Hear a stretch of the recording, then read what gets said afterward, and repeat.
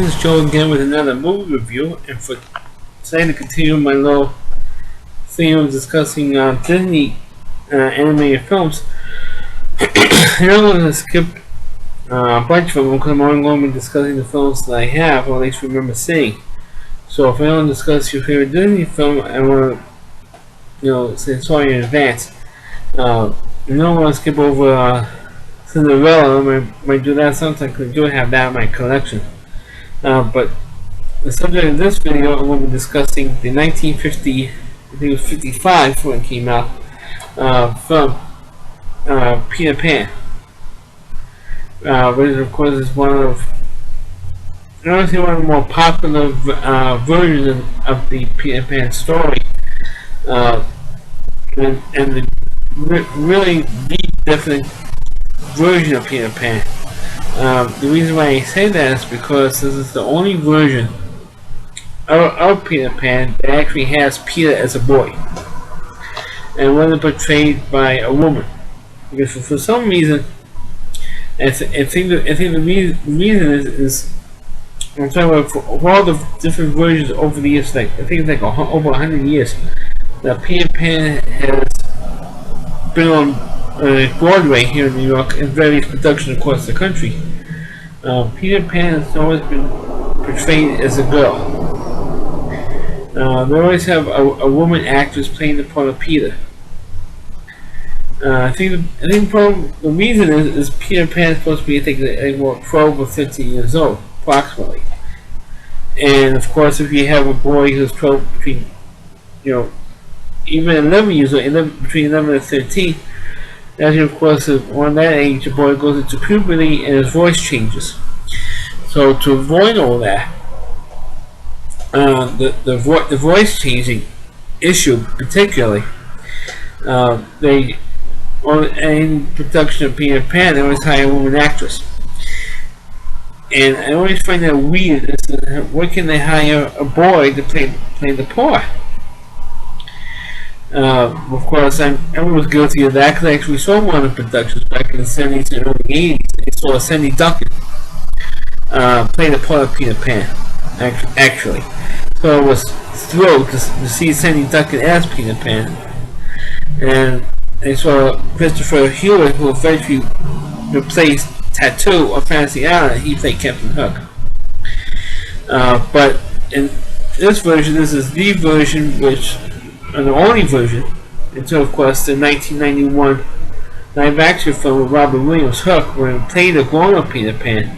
This is the first version, and pretty much the only version, that has Peter Pan portrayed as a boy.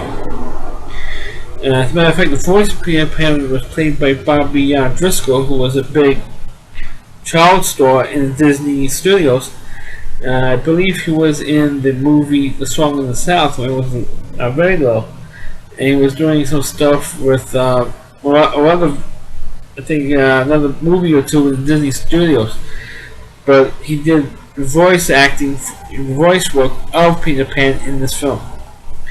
As a matter of fact, the girl who provided the voice of Wendy, provided the voice of Alice in the movie that preceded Peter Pan, which was, of course, Alice in Wonderland. So the same actress, I forgot the actress's name, but she played two characters in the Disney universe. In the animated films, she played Alice in Alice in Wonderland, and she provided the voice of Wendy in Peter Pan.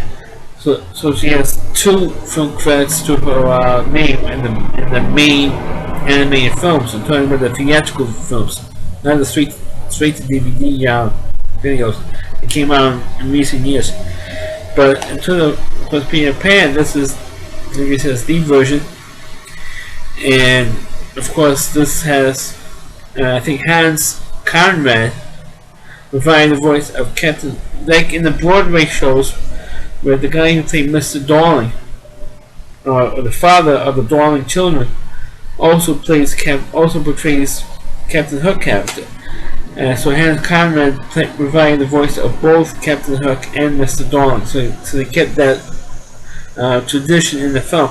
But one thing that they did have at the ending of this film Whereas they did have in the Broadway show was after all the adventures that happened in the story.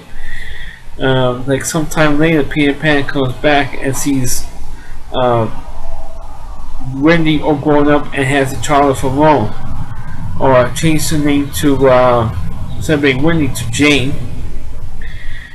And Peter Pan saw her growing up, and Nancy, of course, was very upset over that.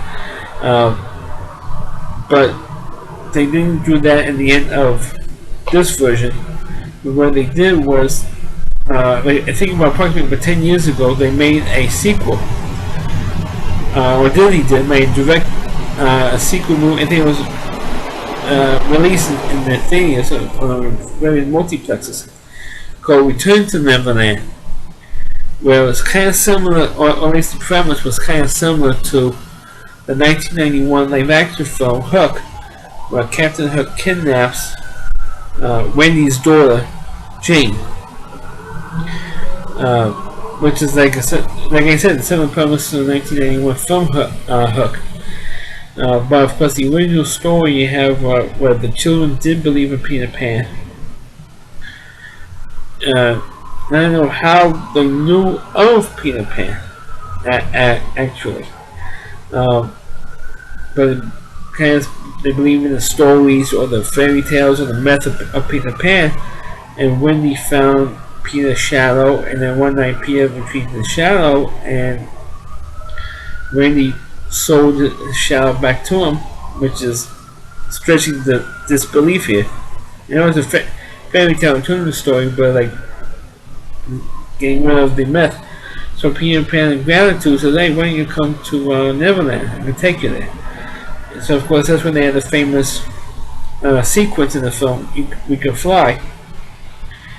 And of course, they went to Neverland. They had various adventures with the Indians, and they're called the Red Men, which is, of course, nowadays is controversial, because I'm surprised that a lot of the parents groups or the PC groups made a lot of things with various Disney films.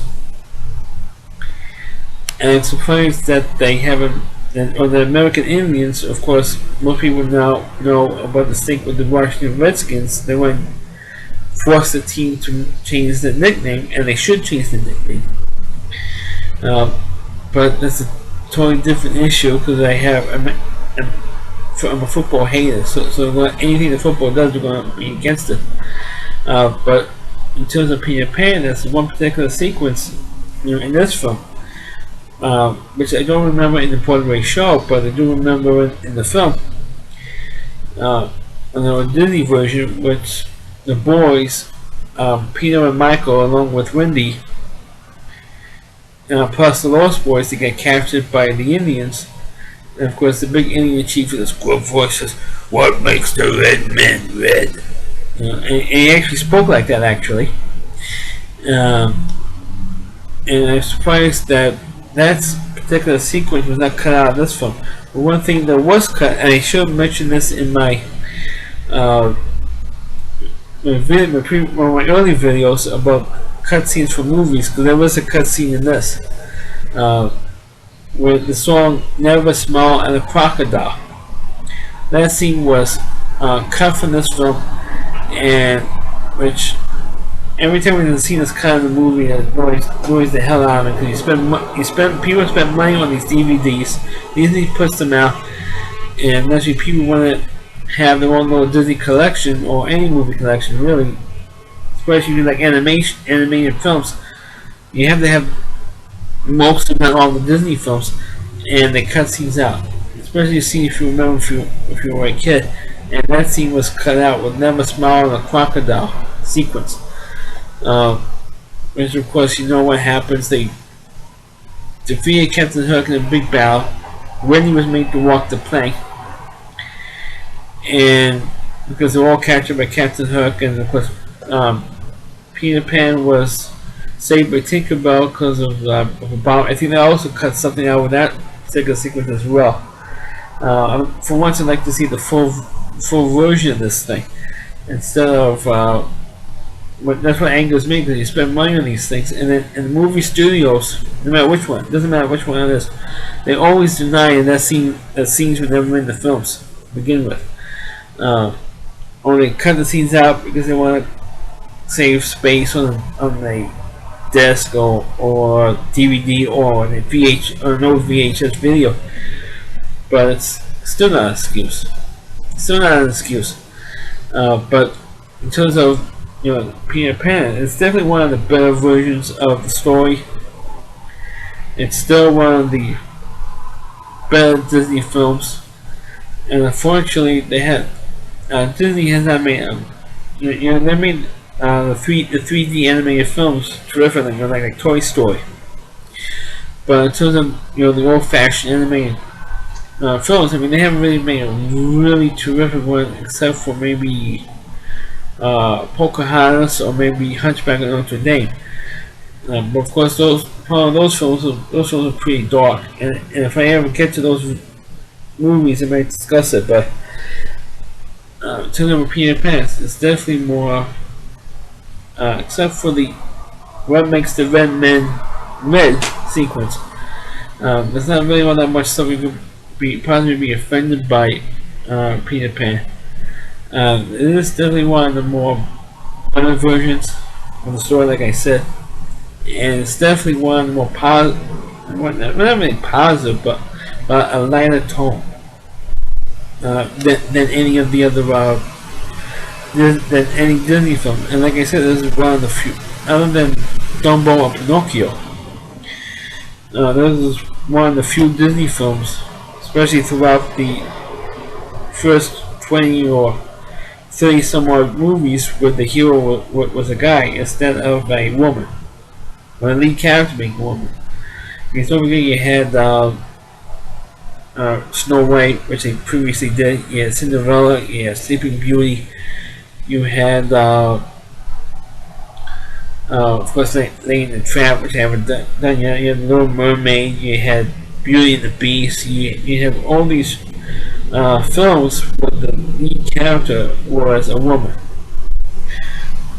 And Peter Pan is actually one of the few films, especially in the few early years, where the guy. I mean, the only few films, the first few films that didn't have a woman as the lead character is only Fantasia, which you have the famous sequence with Sorcerer's Apprentice. You have, of course, Dumbo and Pinocchio. So, but like I said, with Peter Pan is definitely one of my favorite ones, especially with the Captain Hook character. I used to tease my late mother for years with Captain Hook and with Peter Pan, because we went to Disney World when I was 6 years old and 8 years old, and excuse me, when I was 4 and 6, 4 years old and 6 years old. And I remember this when I was 6. If anybody who has young kids, you have to have a kid at least 10 years old to take them to Disney World, because that way the kid will appreciate it. If you take a kid who's younger than that, they won't appreciate it or don't remember very much. I remember this incident because my mother looked like made a fool out of herself. So Mom, if you're listening to this, I'm sorry, but you did make a fool out of yourself. Because we saw Captain Hook, and he was standing in the corner, and Mother goes, "Oh look, he's a statue of Captain Hook." I said, "Mom, that's the real Captain Hook." And no, it's a statue. He touches Captain Hook. I said, "See, if it was a real Captain Hook, we'd be moving by now." Captain Hook, the person who was in that costume, was waiting for somebody to do that, because he went with the hook. My mother jumped about like 10 feet, and she couldn't run away fast enough. But ever since then, I said, Captain Hook is your favorite Disney character, right? He goes, "No." But that's why when I was able to get the DVD of Peter Pan and ran out to get it, and I made fun and put this on for my mother, and made fun of her for Captain Hook. And it's your favorite Captain Hook. And she goes, "No." And I still made fun of her until of course when she died. I made fun of her for it. because she embarrassed us. She pretty much embarrassed herself all the way, and still is funny to this day. To me, anyway, it's still funny to this day. But that for Captain Hook and for Peter Pan, it's still, like I said, still one the best. I would say it's the best all-around version, except for the change in the end. Because when the end was, they saw the like a well, not the ship itself, but they saw like a cloud in the form of Captain Hook's ship going by the window. And if I think he saw that too when he was a little boy. That ship. So it looks like to me that the father could believe that Peter Pan actually existed. So that's my review of Peter Pan, which is the 14th animated film of the Disney Company. Please, in this, click on the video. Please rate on it. Feel free to comment on it. Please subscribe to my channel. And please link this video onto your Facebook pages. Thanks for watching and catch you next time.